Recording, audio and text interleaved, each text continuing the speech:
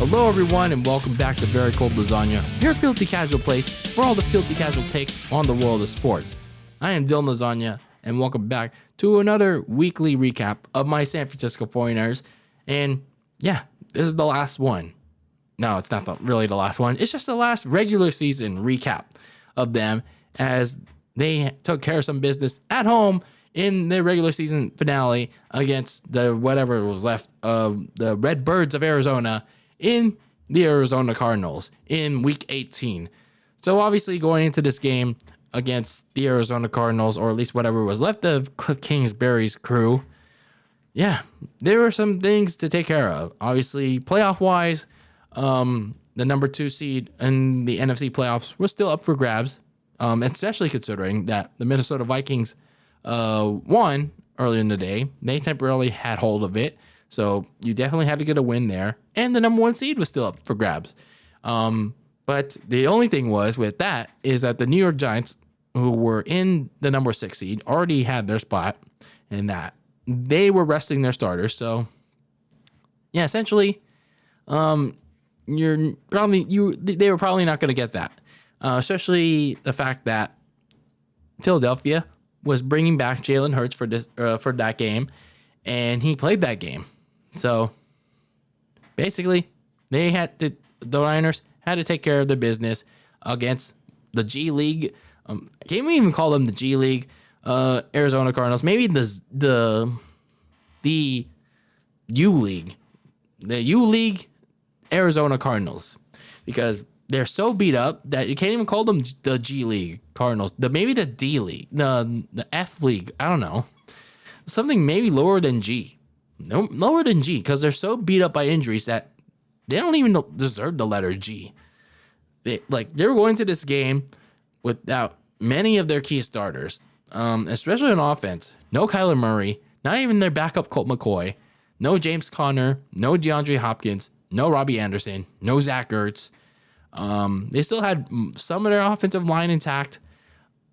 They're going in with their 4th starting quarterback of the season in David Blau. That's a recipe for disaster for Arizona. And David Blau, he was in Atlanta, but he didn't move the needle. So for the 49ers, it could be one of those games where they can run up the scoreboard early, then rest their starters in the whole second half, or they can run into some trouble. And, well, it was a mix of both. So they allowed this very early touchdown. Well, I say early because it was the very first play of the game against Arizona. And, my Lord, what are we doing here? What are we doing here against a G League Cardinals team led by David Blau, throwing a long touchdown, mind you, to A.J. Green? Yeah, remember A.J. Green? So he throws a long bomb touchdown to A.J. Green, and Diomondre Lenore, he gets burnt. He gets toasted again. And, man, that sucks to see how much confidence he's lost, And then the Cardinals go up very early, 6-0. But at least the 49ers offense respond. Christian McCaffrey gets a receiving touchdown from Brock Purdy. And then they take the 7-6 lead. And then the Cardinals much later responded with a touchdown of their own. And they cut it closer to the Niners, 14-13, which the Niners led. But at least the Niners defense locked down a little more. But the only thing was they were giving up a little bit too many check downs and some downfield throws from David Blau. Man, they're really not getting those coverages right sometimes. So at least going to the half, while their pass protection was spotty sometimes because they were letting J.J. Watt, who was playing his last game, by the way, have his way because the pressure was amped up by a million. I don't know if it was because Aaron Banks was out of the game, but you noticed that J.J. Watt was just all over the place, getting to Brock Purdy in just like less than 3 seconds, and he was either getting sacked or he was getting hit by somebody in that Cardinals defensive front. Either way, they were not protecting Brock Purdy well in the first half. But either way, the Niners did at least go up 21-13 going to halftime after George Kittle gets a nice touchdown reception, tiptoeing and making sure the ball stays in bounds, which was cool. But then, like, obviously, the biggest thing you wanted as a Niners fan was, like, man, run up the scoreboard, man. Like, run up the scoreboard. Get up bigger. Like, take care of your business so you can get these starters some rest for the playoff game. The first playoff game, which is, like, next week. And Kyle Shanahan even was like, damn, what are we doing here? Like, what are we doing here? And that was even mentioned during the start of the second half broadcast. Like, Jen Hale was talking about, their Fox sideline reporter was talking about how Kyle Shanahan was, like, super disappointed. He was like, he told her, it was like, I'm not taking any of the starters out until you guys start start scoring more. You guys start performing better. You're not getting any, he's basically saying that you're not getting any rest here until you guys start kicking their ass. And I guess I got the message. I guess I got the message in the second half because the offense finally started breaking it open. They started protecting Brock Purdy somewhat more well. He was still getting some heat on from JJ Watt, but he got the ball out much quicker. He got it out much more quicker to Elijah Mitchell, who's returning in this game, and Deebo Samuel also made a little bit of an impact in this game, but obviously he was there to get some reps in. So Elijah Mitchell made a couple scores. He was good in between the tackles along with Jordan Mason. I felt like Jordan Mason had a little bit of a better performance despite Mitchell's touchdowns. So anyway, on the defensive side, that's when they really locked down on David Blau and forced 3 straight turnover possessions on them. 2 interceptions, and then a strip sack fumble out of him. And yeah, that's exactly what they did to at least get some of the starters out of the game.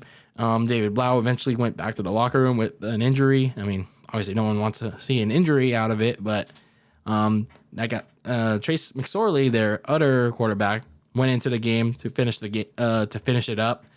And then yeah, pretty much some of the starters eventually started to phase out to get some rest.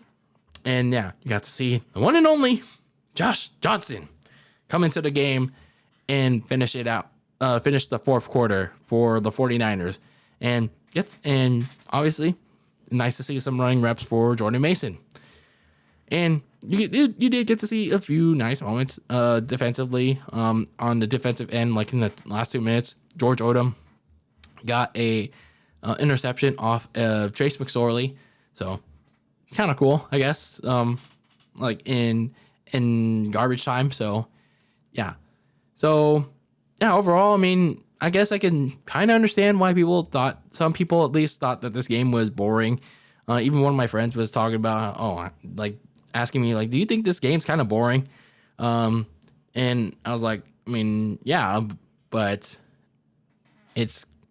I was kind of expecting it. I honestly was kind of expecting this game to, like, be meh, because the Cardinals are so beat up that it's not even worth, like, talking. It's not even worth talking about them. It's honestly not worth, like, talking about, like, how terrible they are, because they're just so beat up, and they've been underwhelming all year, like on offense and just all around. So the Niners took out of the business, 38-13, clinched the number 2 seed, and for Arizona, there's a lot of questions going to their offseason, especially with Cliff Kingsbury. Is he going to come back, or is Arizona going to go one up over him? Are they going to fire him literally right after they gave him the contract extension in the offseason? Or who's going to make the move first? That's something to find out literally in the coming days. Obviously, for the 49ers, they still have to figure out who their playoff opponent's going to be in the first round in the wild card. Is it going to be Seattle, who beat the Rams to at least keep their hopes alive, but they got to wait to see if Green Bay will lose that game. Obviously, Green Bay has the easier path win and get in to face the 49ers. So either way, the Niners have to wait and see who their opponent will be. It's either be the Seahawks or the Packers. Either way, the Niners will be prepared to, at least should be prepared to face either one of them.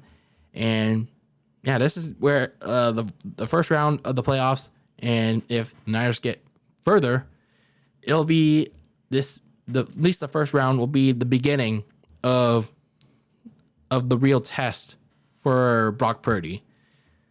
And it should be interesting. It should be interesting to see.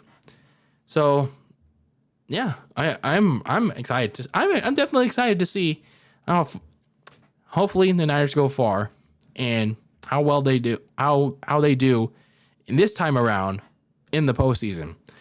More so than last year. More so than last year in the playoffs. And hopefully the Niners fans are too. So that was pretty much it for your recap week 18 for the San Francisco 49ers. I mean, honestly, not too much to say because, yeah, all they really had to do was clinch the number 2 seed and just literally beat up on a G League Cardinals team that had nobody other than JJ Watt. That was it. So anyway, that was your recap. I am Dylan Lasagna, signing out, and keep that lasagna very cold in the fridge with your takes on the world of sports. And we will be back with the recap of the general NFL Week 18 slate, and then the real shit begins, baby. The real shit begins with playoffs. Yeah, playoffs. Anyway, until next time, peace out.